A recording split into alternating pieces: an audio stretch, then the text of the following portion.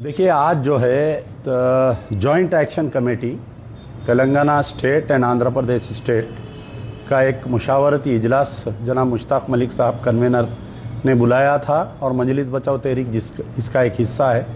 इसलिए मैं अमजदुल्ला खान और हमारे जनरल सेक्रेटरी मजलिस बचाओ तहरीक ने इसको इजलास को अटेंड किया। इजलास में कई करारदातें मंजूर की गई और आगे का जो राह अमल एहतजाजी राह अमल है उसका भी तय किया गया है।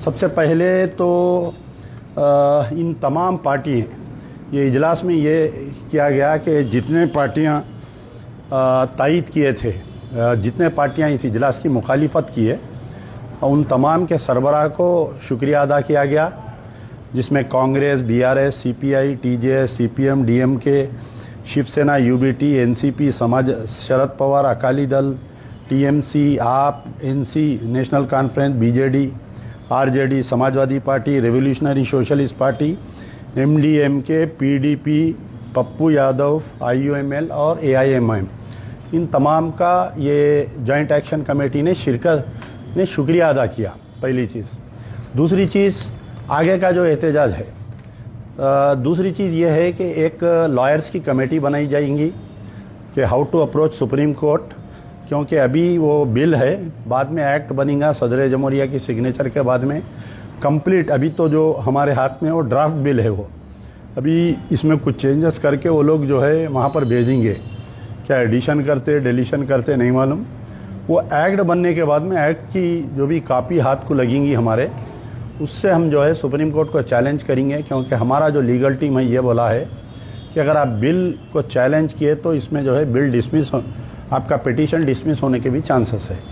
तीसरी चीज़ ये है कि जिस तरीके से मिलियन मार्च किया गया था पूरे हैदराबाद, पूरी दुनिया में हैदराबाद की एक बड़ी तारीख थी, उसी सूरत पे Telangana march for roll back of वक्फ अमेंडमेंट बिल, इसका जो है मुकाम और इसका तारीख़ जो है एक अलग सब कमेटी बनाई गई है। वो मुकाम और तारीख़ पूरी जमातों से बात करके, पूरे उलमा मशाइखीन से बात करके इसका ऐलान किया जाएगा अनकरीब। देखिए, आप बाबरी मस्जिद शहीद होने के बाद में आप एहतजाज नहीं किए, बाबरी मस्जिद का फ़ैसला आने के बाद में आप एहतजाज नहीं किए, हर मसले पर आप मसालेहत बोलते रहे। बाबरी मस्जिद का जजमेंट आने के बाद में बड़े बड़े उलमा मशाइखीन अजीत दोवल के इजलास में जाके उस फ़ैसले को जो है कबूल किए, जबकि सामने वाली पार्टी ये बोल रही है कि जज खुद बोल रहा है कि मैं आस्था की बुनियाद पर फ़ैसला दिया। तो आप एक तो माइनॉरिटी में हैं, दूसरी चीज़ ये है कि आपको बहुत बड़े शैतान से लड़ना है। तो इसमें जो है कि तकरीबन जितने बड़े जमातें हैं हिंदुस्तान में, कहीं ना कहीं ईडी से, कहीं ना कहीं इनकम टैक्स से, एनआईए से, ये लोग अपनी ज़बान बंद रखे हैं।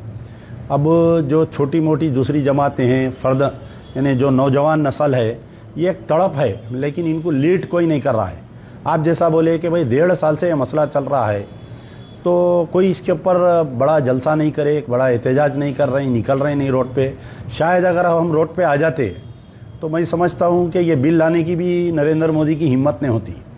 आपकी खामोशी उनकी हिम्मत हो गई।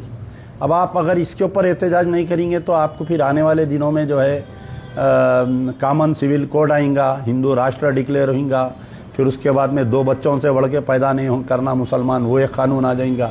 यानी मुख्तलिफ किस्म से सिस्टमेटिक तरीके से आप देखिए, आरएसएस जो है ये क़ायम होकर तकरीबन 75वीं सालगिरह आप मना रहे हैं वो लोग। तो उनको ये अफसोस है कि हम 75 साल से कोशिश करने के बावजूद हम जो है यहाँ से इस्लाम नहीं मिटा सके, हम यहाँ पर हिंदू राष्ट्र नहीं डिक्लेयर कर सके बोल के उनको एक अफसोस है। ये लोग जो है स्पेन जाके स्टडी करके आए कि वहाँ पर कैसा इस्लाम को ख़त्म किए बोल के, एक पुरानी तारीख़ है उनकी। तो इस मामले में जो है आपको एहतजाज करना चाहिए, अल्लाह पे भरोसा रखना चाहिए। हम मुट्ठी भर से ही, हमारी तारीख़ है कि हम 313 जो है हज़ारों के मुकाबले में खड़ गए थे हम।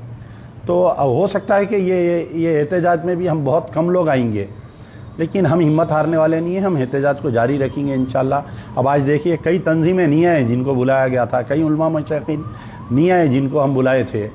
तो इजलास तो चला ना, इजलास हुआ, यानी कम से कम वो मुट्ठी भर की तो आवाज़ बाहर जाएंगी, ये हमारा इरादा है। आपको मालूम होना चाहिए कि चंद्रबाबू नायडू जो है इनका और एनडीए का, इनका और बीजेपी का एक पुराना रिश्ता रहा। आप ये क्यों भूल रहे हैं कि भाई चंद्रबाबू नायडू के दौर में यहाँ पर एनकाउंटर्स हुए थे? आप ये क्यों भूल रहे हैं कि ये चंद्रबाबू नायडू के दौर में जो है सेक्रेटेरिएट में मस्जिद की इससे पहले भी शहीद करने की कोशिश की गई थी? आप ये तमाम बातें क्यों भूल रहे हैं? तो चंद्रबाबू नायडू खुद एक तारीख रखते हैं फ़िरका परस्ती की, तो आज उन्होंने अगर ऐसा करे तो उसमें कोई आपको हैरत करने की बात नहीं है आपको।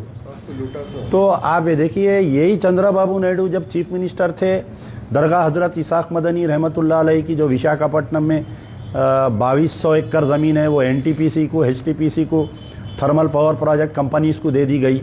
ये चंद्रबाबू नायडू के पीरियड में जब ये लैंको हिल्स का मामला हुआ, ये चंद्रबाबू नायडू के पीरियड में आप एयरपोर्ट का मामला हुआ, आपके पहाड़ी शरीफ दरगाह की ज़मीन जो उठा के राजीव गांधी इंटरनेशनल एयरपोर्ट को दे दिए। तो हुकूमतें और पार्टियों से झगड़ा नहीं है, आप इनका रिमोट किसके पास है ये गौर करिए आप। तो अब रही बात हमारे रेवंत रेड्डी साहब का है, कर्नाटका में सेम गवर्नमेंट है कांग्रेस की, वहाँ पर वो लोग रेजोल्यूशन पास करें, यहाँ पर रेवंत रेड्डी नहीं करे। वहाँ पर 4 मुस्लिम मिनिस्टर है, स्पीकर मुसलमान है, यहाँ पर एक भी नहीं है। तो बावजूद इसके कि ये इन्हों हो सकता है कि शागिर्द है चंद्रबाबू नायडू के, हो सकता है कि इनकी करीबी दोस्ती है, लेकिन कांग्रेस गवर्नमेंट है यहाँ पर।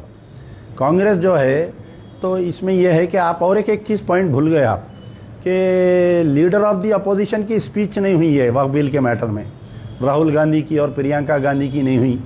फिर जब गड़बड़ हुई तो दूसरे दिन सोनिया गांधी राज्यसभा में बोले। तो इतने बड़े इंपॉर्टेंट मसला डिस्कशन चल रहा कि राहुल गांधी पिक्चर से गायब थे, प्रियंका गांधी पिक्चर से गायब थे। कि आप किसानों पे बात करेंगे, आप दलितों पे बात करेंगे, आप खवातीन पे बात करेंगे, आप जो है बच्चे मरे तो दवाखाने में बात करेंगे। ये कितना बड़ा फैसला हो रहा था, मुसलमानों की तकदीर का फैसला हो रहा था, आप लापता थे आप।